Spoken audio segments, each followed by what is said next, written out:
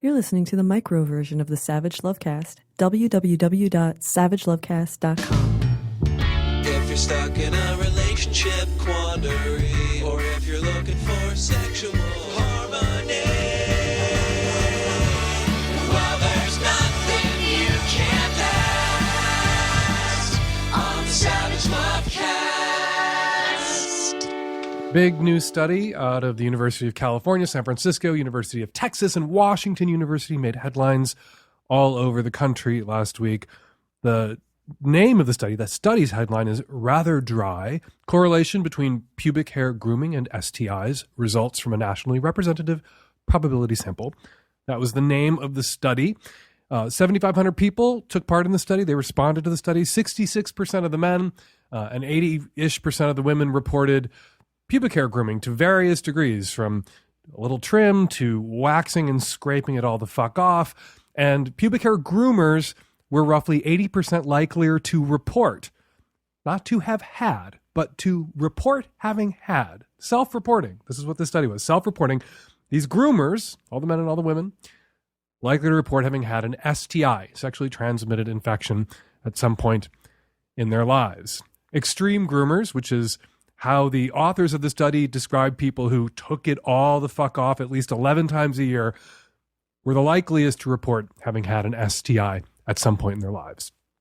The headlines in the newspapers reacting to and reporting on this study: shaving pubic hair related to sexually transmitted infections, study. That was the New York Daily News, and their takeaway from the study: you might want to keep the grass on the field to protect yourself. Time Magazine, why you may want to rethink grooming your pubic hair.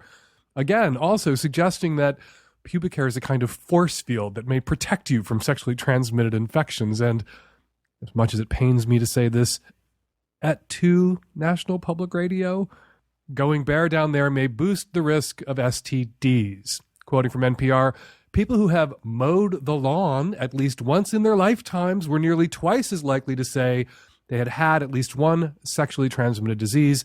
And, quote, extreme groomers, those who remove all of their pubic hair more than 11 times a year each, were more than 4 times as likely to have had an infection. High-frequency groomers, who just trim their hair a few times a month, fell between the two extremes. They were 3 times likelier to have reported an STI. No. The study demonstrated no causal relationship between removing pubic hair and contracting an STI. And just sitting here off the top of my pointy head, I can think of lots of reasons why people who trim their pubic hair might have higher risk or higher incidence of STIs, or higher awareness of their risk of STI, or higher awareness of their having had an STI. Someone who's regularly removing their pubic hair is taking a closer look at their genitalia. They may have a waxer who's down there, nose to twat, once a month, who may flag for them a problem. And someone who regularly trims their pubic hair might have more sex partners and then higher risk for sexually transmitted infections. Also, someone who regularly trims their pubic hair might be more sex positive, in addition to being more sexually active, and therefore maybe less invested in the stigma and shame around self-reporting having had an STI at some point in their life. Dr. Debbie Herbenek, though, frequent Savage Lovecast guest, Dr. Debbie Herbenek of the University of Indiana and the Kinsey Institute, flagged, I think, the most important and most revealing stat that everyone seemed to miss. Writing at Kinsey Institute's blog, Dr. Herbenek said, half of all Americans will contract an STI. However, in their sample, only 14% of groomers and 8% of non-groomers reported ever having had an STI. So if we're going to conclude, based on the results of this study, that pubic hair grooming makes a person more vulnerable to contracting an STI, what are we to make of the fact that the participants in the study had such remarkably low rates of STIs, all of the participants, the groomers and the non-groomers, compared to the average American? Using the same kind of logic that people employed to leap from this study's correlation to causation, I guess we can conclude that being a research subject in a study like this provides a great deal of protection. Practically prophylactic. If you're really concerned about protecting yourself from sexually transmitted infections, it doesn't matter whether you groom your pubic hair or don't groom your pubic hair. If you really want to be safe, you need to enroll in a study about removing your pubic hair, because that seems to confer a great deal of safety, using the kind of logic that people use to leap to the conclusions that people leap to. You got to give some credit to the researchers. They didn't suggest that removing pubic hair causes sexually transmitted infections. They only flagged the correlation between grooming and self-reporting higher rates of sexually transmitted infections. Here's the conclusion from the study itself. Among a representative sample of U.S. residents, pubic hair grooming was positively related to self-reported STI history. Further research is warranted to gain insight into STI risk reduction strategies. So credit to the researchers for calling for more study, but I gotta say, it seems to me a very silly study to ask people, do you shave your pubes and have you ever had an STI? Finding a correlation and then rushing that, finding a correlation and then publishing, and knowing that the media can't or won't distinguish between correlation and causation when it comes to studies that touch on sex, because the clicks and the eyeballs are too valuable, because sensationalizing a study like this is an irresistible temptation. I think it might have been better to do the research that you called for at the end of this paper, rolling out this study, before you published this study and made it one big study that you published all together, rather than putting out this clickbait, rather than rolling this out knowing how the media would distort it. So, if you like trimming your pubic hair, go right ahead and trim your pubic hair. If you're thinking about sleeping with someone who trims their pubic hair and these headlines gave you pause, please ignore these headlines. And let's all wait for more science before we jump to any insane conclusions about the risks associated with pubic hair grooming. Speaking of science, coming up on today's show, we have Kevin Su, researcher at Northwestern University, to talk to us about his recent study and what you got, and tons of your questions and calls and comments all coming up in today's show. We want to thank Audible.com for their support of the Savage Lovecast. For a free 30-day trial, go to audible.com/savage. This episode of the Lovecast is brought to you by Stamps.com. Buy and print official U.S. postage using your own computer and your own printer. For a special offer, which includes a digital scale and up to $55 worth of free postage, go to Stamps.com and enter SAVAGE. The Savage Lovecast is sponsored by Headspace, the guided meditation app that will help you focus and reduce stress. Start your free trial today at headspace.com/savage. Hi, Dan. I'm calling to leave a message for a friend. I'm a 23-year-old female American but living abroad, and my friend is 30. She is Australian, living here. And for the past 3 months or so, she's been living with her boyfriend's parents, as her boyfriend has been working abroad. Things were fine at the start. They really took care of her, took her in like their own daughter. But things started to get a little strange towards the end. Apparently, for the last month or so, things have been getting a little strange between her and her boyfriend's father. She's always felt that there was a sort of flirtiness from him, but she brushed it off, maybe it's cultural differences. And then it started getting weird. So when she'd be leaving for work in the morning, she'd say goodbye and she'd get the regular kiss. But soon Dad started to try to kiss her on the lips. And it recently, I guess last week, it took itself one step further, where it was Friday, she was heading to work, and he tried to kiss her on the lips open-mouthed. So she's thankfully getting her own place now. She's moving out of his parents' place. So she's concerned about what to do, because, okay, now her boyfriend's going to get back. She doesn't know whether or not she should call him, tell him. Also because it's going to be Christmas coming up, and, yeah, she doesn't want it to be strange around the dinner table.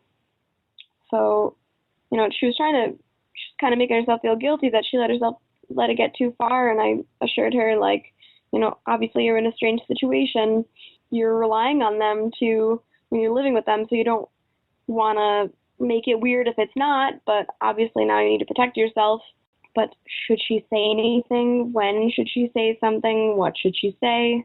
All questions for you, Dan. Should she say something? Absolutely. Yes, she should say something. And she shouldn't worry about making things feel strange. Things are already strange, and she didn't make them strange. Her boyfriend's dad made them strange. This is not her fault. What should she say? She should say to her boyfriend, "Your dad tried to slip me the tongue. I was getting weird vibes and I kind of ignored them, hoping that I was misreading him or there was a cultural difference between Australia and America that I was not aware of. And yeah, that wasn't it. Your dad slipped me the tongue. Your dad made a pass at me. Your dad is trying to tongue kiss me. What are we going to do about it?" And your friend is 30. If her boyfriend is roughly her age or maybe a little older, maybe dad is getting up there. Maybe this is, to be charitable, an early sign of dementia or some larger cognitive problem. If dad is 60 plus, 70 plus, that could be it. So rather than not raising this issue for fear of making dad feel uncomfortable when dad has already made you feel so uncomfortable, raising this issue could get dad hustled into the doctor's office and could discover some medical condition or cognitive issue that needs addressing, and you will be the hero. And you will hopefully be on the receiving end of an apology, not just from your boyfriend for the actions of his father, but in a moment of clarity from your boyfriend's father for his own actions, or your friend will be on the receiving end of both those apologies. To be uncharitable, dad's a creep. Your friend's boyfriend, if he doesn't already know that, needs to know that. If he already knew that and he didn't give his girlfriend a heads the fuck up, that's a problem that they need to address in their relationship. But he needs to know that, and that needs to be on the table. If dad is a creep, maybe you don't want to spend Christmas with his parents. Maybe your boyfriend needs to go in there and throw some thunderbolts around and lay down some fucking law with his dad and have a confrontation that may indeed be long overdue if dad has creeped on previous girlfriends and other people, other members of the family. So, again, your friend, she should say something, and she should say exactly what happened to her boyfriend first. Hey, Dan. My name's Chris. I'm about a year-long listener, straight guy, 44 years old. I've been in about a 3-year relationship with an incredible woman. It started as something a bit. She had a boyfriend, and it was a bit secretive. And she then asked him if he wanted to be in an open relationship, and he said no. And we took a break for a bit, got back together. We're open for a while, and that kind of bothered me, and it became an arms race, and just based on my own insecurities. And then we went monogamous, and then to try to, on my side, to try to open things up and give her some respect for her needs, we tried swinging and went to some house parties and some clubs. And, it was difficult for me, but I was trying to evolve and, be a good partner. And I thought I was working through a lot of these problems that I was having. But what I've found is, in terms of being jealous and just not being comfortable, sharing, the women that I love. Apparently, I had not dealt with them, and I had blasted through them and had not actually worked on the underlying root of the problem. The other night, I had drank a little bit, and all of it came out at once, and I snapped. And I didn't hit her, but I did scare her enough that we're not together anymore. And it's heartbreaking, to scare somebody that you love is it's the worst. So one, I just wanted to say to all to everyone out there, if you do put this on the air, that be careful as you step into these new spaces, relationships that are open, swinging, and make sure you're working through any of the jealousies, any of the problems that come up, and talk about it a lot. I didn't do a good enough job communicating. I tried to be strong, and I guess I forced some of the stuff down. I've apologized. We've met. We actually met yesterday, and she told me, how my actions made her feel, which shattered the rest of what was left of my heart. To make your partner feel like that, it's just horrible. And, my question to you is, is there a way to reel things back? Is there a way that I can try and rekindle this? Or is it something that I should just say, hey, obviously there's a problem with our different structural, philosophical relationship goals, and we should both move on. I love this girl. She's one of the most pragmatic, intelligent, honest, and dedicated women I've ever met. And we had an incredible sexual connection. I'm a little confused about how confused you seem about what your relationship goals are or were, or where you thought you were going at the beginning of this relationship. When you met this woman, she was in a relationship with someone else. She cheated with you. Then she attempted with him to roll out a retroactive open relationship agreement. That didn't go anywhere. And then you two got together. And when you got together with her, you knew her to be a woman who was incapable of honoring a monogamous commitment that she had made, or not cut out for monogamy. She obviously wasn't cut out for monogamy. She wasn't doing monogamy when she was ostensibly supposed to be doing monogamy.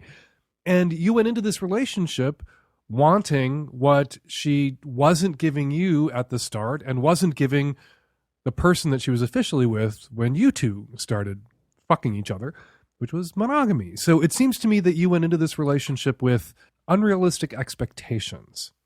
And then you began to attempt to accommodate and make room for the person that you knew her to be and should have been able to recognize her to be at the outset of this relationship, and the person she obviously knows herself to be, not someone who is interested in having just one sex partner. So you went from cheating at first to exclusive but open to monogamous, then swinging, and that wasn't anywhere you ever wanted to be. But of course, again, it was where you were at the very outset of this relationship. It was exactly where she wanted to be.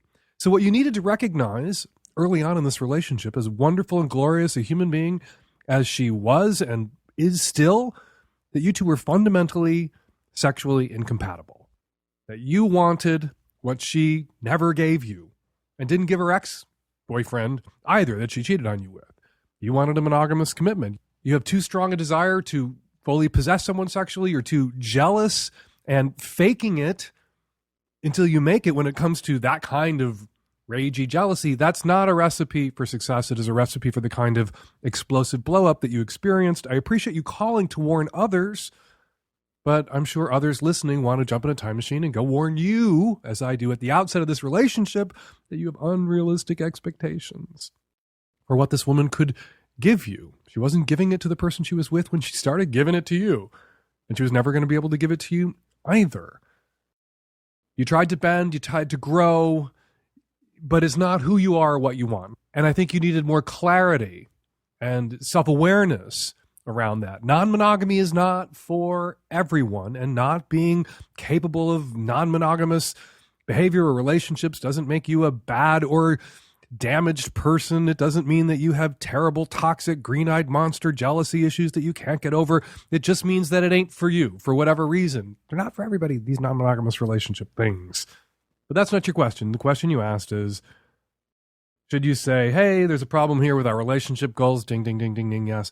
Or should I try to reel her back somehow? No, you should not fucking try to reel her back somehow. And it's not up to you whether she can be reeled back. She dumped you. She knows that you would rather not have been dumped. So ball is in her court in the reel department.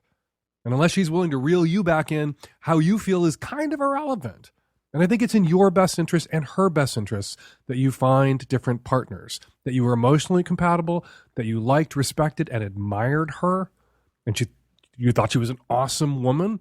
All of that can be true alongside sexually incompatible and probably shouldn't be together and aren't together anymore. And that is probably for the best. Pro tip going forward, you're likelier to have a successful long-term committed monogamous relationship with someone that you aren't cheating on someone else with at the outset of that relationship. Audible has an unmatched selection of audiobooks, original shows, news, comedy, and more. Audiobooks are great to listen to when you're driving, on a subway or bus, doing the chores around the house, or at the gym. For our listeners, Audible is offering a free 30-day trial. Just go to audible.com/savage and browse their unmatched selection of audio programs. Download a title free and start listening. It's that easy. One audiobook you may want to consider is Berlin Diary, the Journal of a Foreign Correspondent, 1934 to 1941, by William L. Shirer. He was also the author of The Rise and Fall of the Third Reich, a doorstop of a book that drew on these diaries that he kept living in Hitler's Germany during the rise of fascism. It's a terrific and terrifying read, and it seems suddenly highly relevant to our cultural moment. So, consider Berlin Diary, Journal of a Foreign Correspondent by William L. Shirer. Once again, for a free 30-day trial, go to audible.com/savage. That's audible.com/savage. Hey, Dan. I'm just calling because I have a quick question about my relationship. I've been with my boyfriend for almost 2 years. I'm 25, he's 34. We live together. We have a great life together. We're very generally compatible, peaceful, happy. I go to school. I work full time. He also does. So things are good. Just one thing is that he constantly monitors what I eat.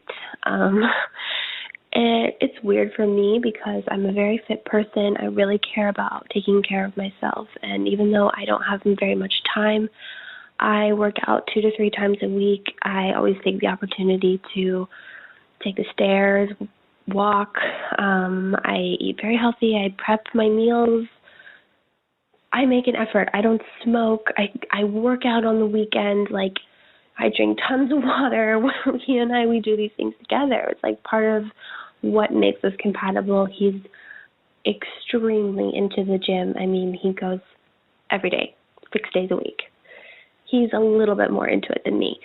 But he, orders for me in restaurants, and he reminds me of what I ate before. He reminds me of how much I've eaten during the day. Like, if he sees that I'm eating a big dinner, he'll, tell me that I need to be careful or slow down, or he'll, take the food from me and eat it himself or throw it away. For example, when I had my period last month, I was eating dark chocolate in the bed, and he, ripped it out of my hands and threw it in the trash. He's always asking me, oh, did you work out? What did you do? How active were you? Always reminds me to go to the gym more. He pressures me about it. It's no matter what I do achieve and maintain with my busy schedule, he's just never satisfied with what he sees in me around this. And he's obsessed with my diet. It's kind of driving me crazy. We've had this conversation so many times where I tell him that it's inappropriate, it's undermining, I tell him how it makes me feel, and every time he says, but I'm just saying it because I care about your health and I want you to be healthy. I don't know. And I have a brother who's overweight, but he and my brother have completely different lifestyles. So that's what he brings into the conversation, is that I just don't know my own genetics, and that it's going to hit me any minute, that my metabolism is going to shut down and I'm going to get overweight, and then he's going to not be attracted to me. He has this whole scenario in his head of what if, and I can't get him to stop. I can't even eat breakfast in front of him without him commenting. I would love your advice. My friends say that he's gaslighting me, but I just need some words to say to him. I want you to tell me if this is normal. I get it that you should want to be healthy and attractive for your partner. I'm totally on board with that, but this is too much. You promised me a quick question and you didn't deliver. That was a really long question, but I'm going to give you a quick answer. Dump the motherfucker already. He is a monstrous piece of shit. You are not quite 2 years into this relationship. If you put up with this, if you swallow this, if you stick around, this is not the end of the ways in which he is going to attempt to control, undermine, belittle, and yes, indeed, overused word at this moment in relationship discussion time, but gaslight you. That this is the opening salvo. This is the first front in his long war against your agency, against your self-esteem, against your ability to make your own choices and your own decisions, even in the context of a partnered relationship. Fuck him. Get out. This is obnoxious, controlling, shitty, abusive behavior. Grabbing food out of your hands when you're having a period, you're having cramps. Doctors say have some dark chocolate. You're having some dark chocolate, and this asshole snatches it out of your hands and throws it in the garbage. You know what was the next thing that needed to hit the bin? Him. You needed to grab him and throw him in the fucking garbage. You're less than 2 years in. You are not married. You have not scrambled your DNA together. Thank God. Extricating yourself from this relationship is so much easier than you think it's going to be. This person who is so concerned with what's going in your mouth, here's what needs to come out of your mouth. Fuck you, I'm out, I'm done, I'm gone. Get a fucking therapist, you asshole, to help you with this, or it's going to destroy every relationship you're ever in. Good fucking bye. That's what needs to come out of your mouth. Most problems start in the mind. Fear, anger, stress, anxiety, sleeplessness, they begin in your head, but they can wreck your life. Meditation can help, and Headspace is meditation made simple. There's a mountain of science out there showing the positive effects of meditation and mindfulness, and the Headspace app provides guided meditations you can use whenever you want, wherever you want, on your phone, computer, or tablet. They have sessions focused on everything from dealing with stress and anxiety to eating healthier, sleeping better, and even being more creative. It's 1% of your day that can change the other 99. So download the Headspace app and train your mind for a happier, healthier life. Learn more at headspace.com/savage. That's headspace.com/savage. All right, we're going to take a quick break from your calls. There are tons of sex researchers and scientists and doctors out there trying to figure out what we're doing and why we're doing it and who we're doing it to. And every once in a while, we like to invite one of those researchers or scientists onto the program to talk about the findings of their latest study for a little segment we call What You Got.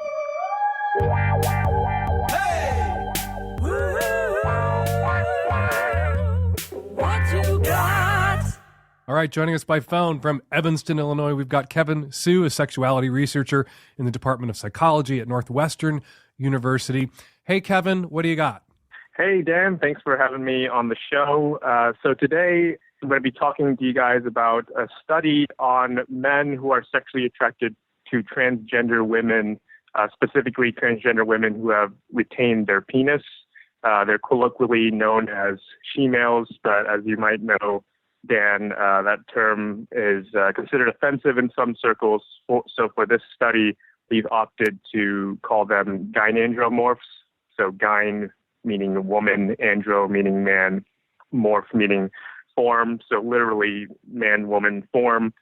And we chose this term based on a term that was used previously in the scientific literature, gynandromorphophilia, referring to sexual attraction to essentially such individuals, transgender women who have retained their penis. It's a little bit of a tongue twister word there for you.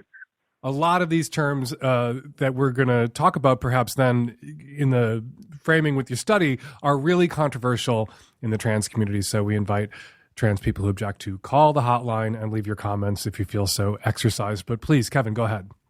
Yeah, so, just to avoid some of that needless offense, both here in this interview and also talking about it in the study, we're going to use the term gynandromorph to refer to such individuals, again, transgender women who have retained their penis, and specifically I'll even abbreviate that to just GAM, and then we're going to talk about refer to men who have sexual attraction toward those individuals, GAMs, as gynandromorphophilic men or GAMP men. And that I don't know if that terminology is a little too confusing, but we've got gorgeous GAMs. That's actually kind of nice because exactly gorgeous GAMs. Gorgeous GAMs, and the guys who are into them are GAMPs, not to be confused with GIMPs. GAMPs. That's GAMP with an A. So, what did you find out about guys who are attracted to trans women who've retained their penises in your study? Yeah, so in this study, which I co-authored with Alan Rosenthal and Michael Bailey at Northwestern, which I'm sure you're familiar with, 314 GAMPs and 211 men without such sexual attraction. So kind of your more typical straight guy without that kind of a sexual attraction. And we gave them a survey on their sexual attractions, their sexual interests, sexual behavior, relationship history, and other aspects of their sexuality and personality. And we were interested in really understanding what it was about GAMPs, what makes them different from your typical straight man. Oh, there's a lot of unanswered questions as to whether, are these guys gay? Are they straight? Are they perhaps bisexual? That have really been left unanswered through any means, scientific or otherwise. We have a lot of people, even writing into your column sometimes, Dan, on Savage Love, just wondering, is their partner gay for liking GAMs? And so our survey was hoping to better understand that and I'd like to also bring in another study that we did on the same phenomenon, where it's a smaller study where we got small samples of straight, gay, and GAMPS men, and we brought them into the lab, and we actually showed them erotic stimuli, so male sex scenes, female sex scenes, and GAMS kinds of stimuli. And we measured their genital response to watching those kinds of stimuli to see whether there were interesting differences between these three groups that could distinguish them. And what did you find? The main takeaway from both of these studies was that essentially GAMP men are not gay, at least comparing them with the gay men in our samples and comparing them with the straight men. They were much more like the straight men in their sexual attraction patterns. For instance, we asked them, how sexually attracted are you to women? How sexually attracted are you to GAMS? They were, on average, attracted to both of those kinds of people almost equally, and not so much to men. And this was reflected in their behavior as well. So they were less likely to have had sex with men than they were to have had sex with women or GAMS. And that finding should please activists and other people in the trans community who argue that trans women with penises are women. And what this study seems to bear out is that men who are attracted to women and to trans women with penises are men who are attracted to women.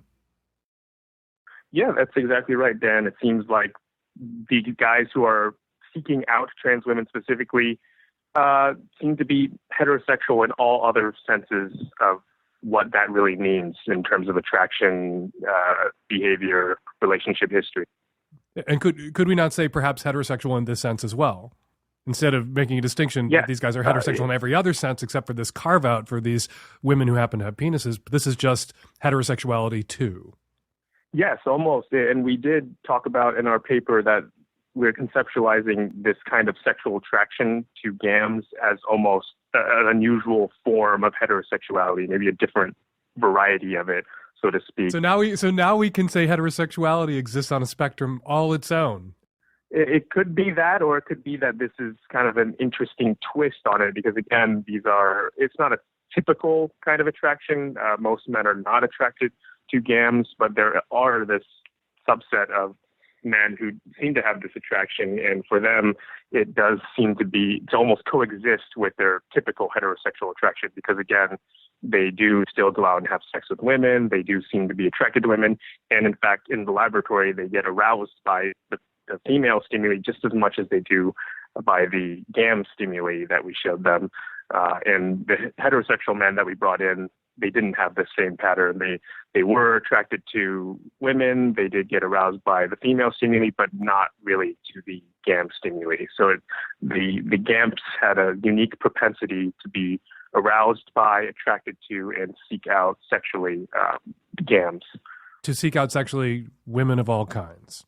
Yeah, that is a good way to put it. So what is the takeaway here? And I'm thinking particularly of the letters I get sometimes from panicked cisgendered female partners of straight guys, and they get on that guy's browser internet history, or they dig into the porn cache, and they find that in addition to the other kinds of porn that their boyfriend or husband might be looking at, he's also looking at porn that features trans women who have penises. And they panic and wonder, and they ask me invariably, does this mean my boyfriend or husband is really gay? And so now, resting partly on the results of this study, I can tell them, no, that doesn't mean your boyfriend's gay, quite the opposite. I think you would be right to say that. I think that is definitely something that is true, that these men almost entirely seem to have very little interest in men. Now, there is a little bit of a caveat in that in these studies, we have found that GAMPs were more likely than the straight men to have had sex with men. Again, not to the level that a typical gay man does. So we would not go as far as to say that they're like gay men, but perhaps they're a bit more bisexual, so to speak.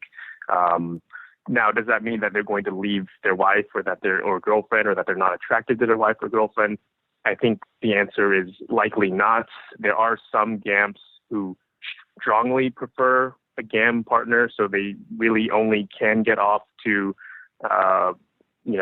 GAM stimuli or a GAM partner. But it seems for the most part, most of the GAMPs are kind of indiscriminate. So they don't mind a female partner and they don't mind a GAM partner. They're equally attracted to both.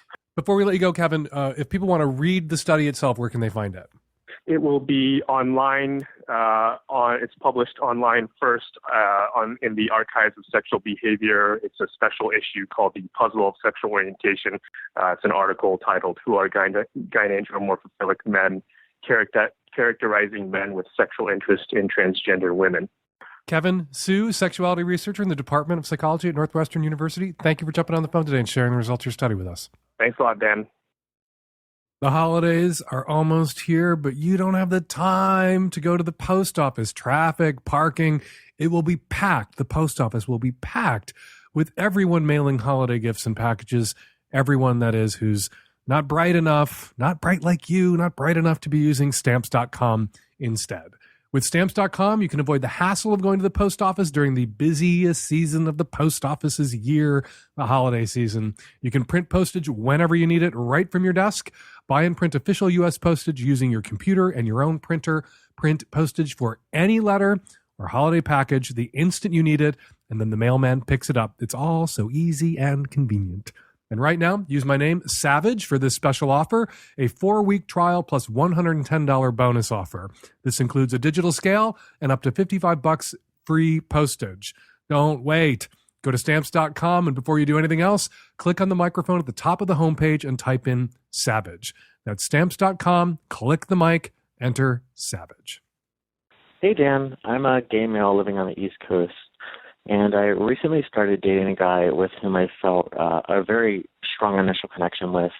And we actually said that we loved each other in a very short time of knowing each other because of this very deep sort of emotional understanding we have of each other, something that I have not had before in a partner, and I really, really love it. I actually have a difficult time opening up sexually to others. And very seldom am I ever lustful of anyone. And the people that I am lustful for are 9 times out of 10 the people that I share a love for.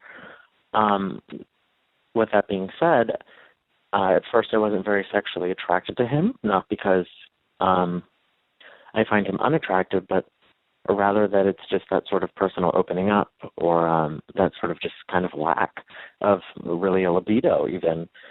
So my question is this. Is it wrong for me to not be lustful over my partner? Does my partner deserve someone that can fulfill him more sexually? And we've discussed open relationships because I try to tell him that while I am with him and while I do really enjoy him and I do love him, I don't want to limit his options sexually because I think that's a healthy thing to do. I don't want to control his sex if that's not something that I can give him. So is that a bad thing to not be lustful for my partner? I would consider myself demisexual, maybe even asexual. But yeah, curious for your input, Dan. Is it a bad thing not to experience lust for your partner? No, absolutely not. So long as you aren't actively or passively misrepresenting yourself to your partner. And you haven't done that. You've been completely honest, completely straightforward about being asexual or demisexual and not experiencing sexual attraction or lust often or at all. And if he wants to be in a relationship with you, regardless, and if you can carve out some space perhaps for him to explore sex with others, and that exploration outside the relationship, those sexual contacts outside the relationship, is what makes it possible for him to be in relationship with you. If he's not willing to sacrifice sex to be with you, then that's a loving and perfectly functional, workable relationship where you're both accommodating each other. Zooming out for a second, it is not a problem for someone who's asexual to be in a relationship with someone who's sexual, so long as the asexual person doesn't actively, again, or passively misrepresent themselves. Some would argue that people shouldn't assume that people that they're dating are not necessarily asexual. They shouldn't make assumptions about people's interests in sex. Okay, perhaps, but most people who are seeking intimate relationships, romantic relationships, it is generally understood that that includes a sexual component, and 99-ish% of everyone is sexual. And I think the onus is on the asexual in that situation where they're pursued by someone who's sexual to just disclose without shame, because there's nothing shameful about being asexual, but to disclose because the other person is making a reasonable assumption about your interest in sex or your intentions. That sex comes bundled with romance and intimacy and that kind of commitment. And if in your case it doesn't, you got to speak up, you got to say. And if they choose to stay, then no, there's nothing wrong with you not experiencing lust for the person who's partnered with you, that person who has made an informed choice to be with you. But again, they need that information to be able to make that choice. And you have given him that information. You are doing absolutely nothing wrong. It sounds indeed like you are doing absolutely everything right. Hi, Dan. This is a 43-year-old divorced woman in London, long-time listener, first-time caller. I met a man 6 months ago on s.l.i.p, and he wasn't the sort of guy I usually would go for. I'm sort of quite attractive Asian woman, and I kind of fit into the whole Asian trope dominatrix type thing. And he's a 53-year-old ballet slipper-loving transvestite. And amazingly, we hit it off, and we had a really good connection, and we've been seeing each other and having really special times and great weekends and connecting on so many levels. And yesterday he came clean and confessed that the entire time we've been seeing each other, he's been lying to me, quite deceitfully lying and callously telling untruths about his family situation. He's not divorced, as he told me. He doesn't have 2 grown-up children. He's actually still married, still living with his wife, has 5 children, 3 grandchildren, one of his children still living at home, and he knows he's blown it. So he knew that the lies were getting deeper and deeper, and he couldn't get out of it, so he finally confessed. And I said to him, yes, you have blown it, because it's not about the actual information, which I could have dealt with, but the fact that he has just lied, and so casually lying about his life and making up stories at the drop of a hat. So it comes to the question, which is, how do you sort of solve for this sort of problem where you try and get all the information about people? How do you trust people when they tell you information? Is there anything I could have done in terms of better due diligence? I ask very deep questions, and I am very open with my own information, and I take people at face value. Is there something I should do differently in future? Or is there nothing that can be done with people who insist on being pathological liars? And also, should I even think about being friends with this guy? Because I think he did love me. We did love each other, and we get on. Is there any way we can still be friends? Because I like to stay in touch with my exes. Or do you think the fact that he has lied consistently means that he's disqualified himself because I can't trust the thing that he says? I dated a pathological liar once, a long time ago, and I was completely smitten and totally taken in by him. But at a certain point, it began to dawn on me that I was being lied to all the time. And I had this, he never confessed. He didn't come to me and come clean. I just started seeing holes in his stories. And it ended getting to the point where if he said it was raining, I went and looked out the window because I couldn't even trust that. He would lie about instantly verifiable or disprovable things like the weather or the time of day or what had just happened in front of my eyes. I'm not sure his crimes rise to the level of that diagnosis of pathological lying. He lied to you about one very specific aspect of his life, his intimate life that he was involving you in. And that's scalding.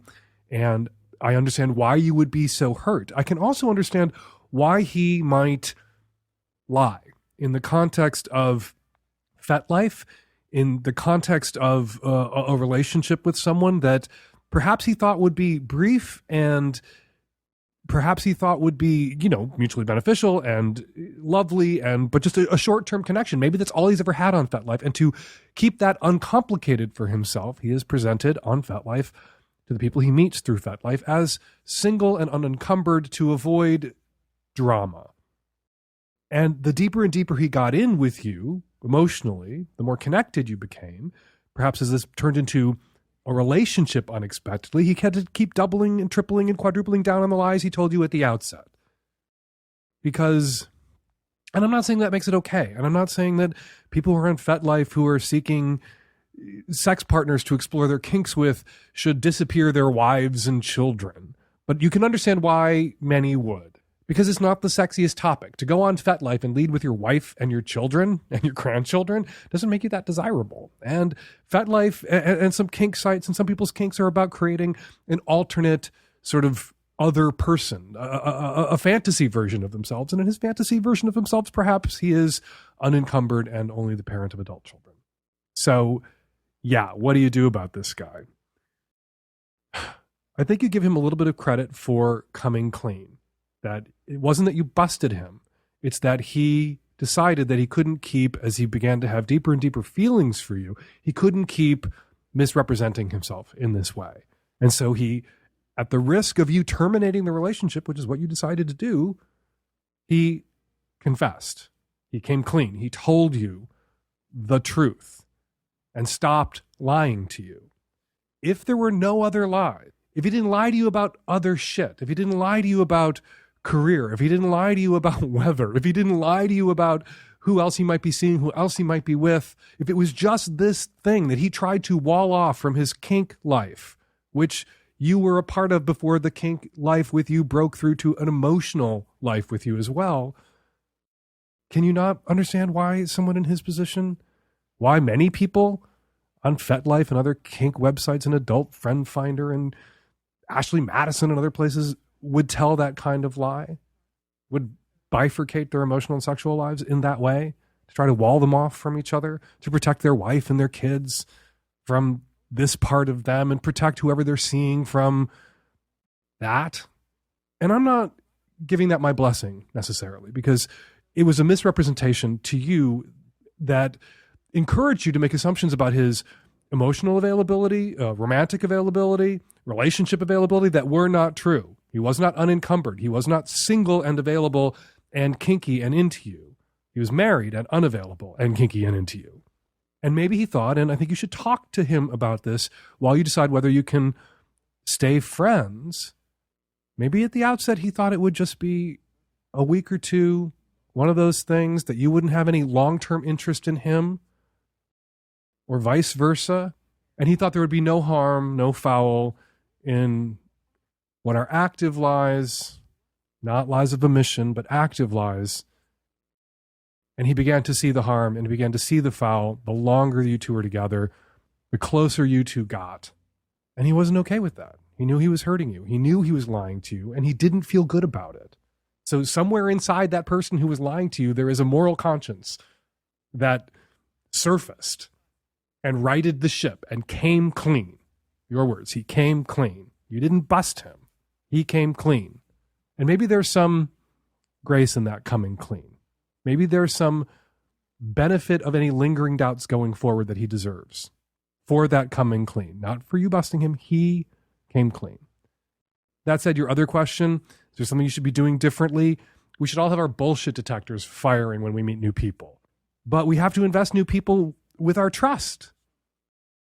That's the only way we can get into new relationships. But don't be blinded. They say love is blind because people who are in love sometimes can't see that the person that they're with is clearly lying to them or is abusive in some way or controlling or obviously a shitty person that they shouldn't be with. And their friends can see it and their friends are warning them.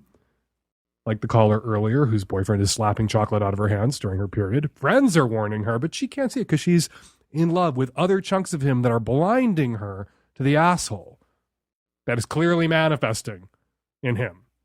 So love is blind, and we should keep that in mind as we're entering into new and loving relationships. But sometimes we need to force ourselves to zoom out and look down dispassionately, if we can, at our relationship. And if we can't look dispassionately at our relationship, our new relationship that we're getting into, or a long-term relationship we're already in, then we should lean on our friends and ask our friends for their opinions. So that if they're not blind and they can see, maybe it'll open our eyes. But I don't think you did anything wrong. I really don't. And I don't think you should do anything differently going forward. You want to be open to new people. And the only way to be open is to assume that people, when they tell you about their lives, aren't lying to you, while at the same time being on the lookout for those who are.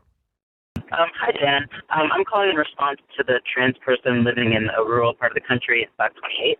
So I'm a 37-year-old trans guy in Oakland, California. And I guess what I would want to say is that transitioning itself is super hard. You go through just a lot of emotional and physical changes. So I definitely encourage the caller to set themselves up for success. You could always move away for a couple of years and then come back and be like, hey, don't you remember me? And then you get your sort of education and integration done, but you're doing it from a place of strength instead of a place of vulnerability. If you do want to stay in your town, I think it should only be if you have a really strong support network of people who have your back, who you can just be totally honest with, so that you're not feeling an undue amount of stress and hardship for you or your kid. So I wish you the best of luck on your journey. Hi, I'm calling to gently disagree with Dan's advice to the man whose wife was thinking about smoking pot for the first time. Dan encouraged that she start with edibles. As a daily smoker, I'm going to say that is a pretty bad idea. Although Dan's right that the quantity of THC in edibles has become much more precise than it used to be, it's still really hard for someone, especially someone who doesn't have a lot of experience getting high, to know how much they need. So I suspect that most regular smokers listening right now will agree with me. I think that the caller's wife will have one of two experiences. Either she'll consume so little that she won't feel anything, or she will inadvertently consume way too much and it will be really unpleasant. Smoking is just a better way to feel effects quickly so that the user can moderate her own consumption. Also, for someone who's not used to the feeling of being stoned, smoking can be a big relief because it ends much more quickly. I have really bad memories of being a younger pot user and still feeling weird and awful the next morning after eating an edible. If the issue is hurting your lungs, which is totally fine, then use a small vaporizer. All the same benefits of smoking with none of the tissue damage. Stay away from the brownies. Hi, Dan and the Tech Savvy at-risk youth. I was just listening to the call from the debate coach in your last episode who was thinking about leaving the profession. And I also am a debate coach, and I got to tell you, I think what we do is teaching defense against the dark arts. Voldemort's about to move into the Ministry of Magic, and we desperately need people who can teach critical thinking, research, writing, and rhetoric in order to make a difference in the future. So I want to encourage her not to leave the profession because her kids and our community need people who think that way now more than ever.